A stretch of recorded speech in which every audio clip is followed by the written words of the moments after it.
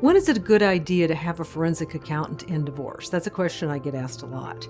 And generally speaking, there are 3 typical scenarios under which you might need a forensic accountant to help you out.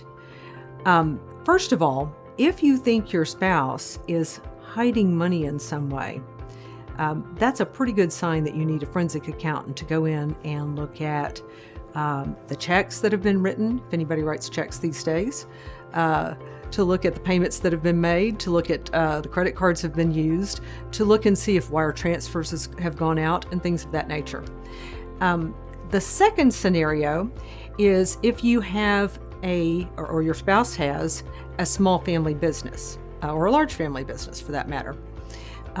You may need a forensic accountant to do a valuation on that business. And that's a very common area in which we hire accountants.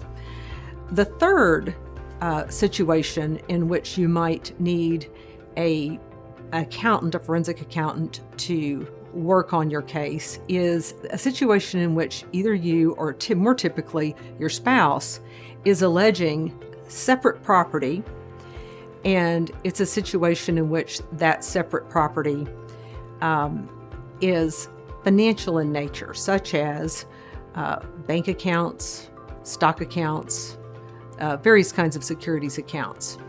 Because what happens, and it's kind of a technical situation, and you can imagine how complicated this might get. If somebody had some stocks and bonds before marriage, those are their separate property. But if those stocks and bonds pay dividends or interest, income from separate property that's earned during marriage is actually community, and it all gets commingled in the account.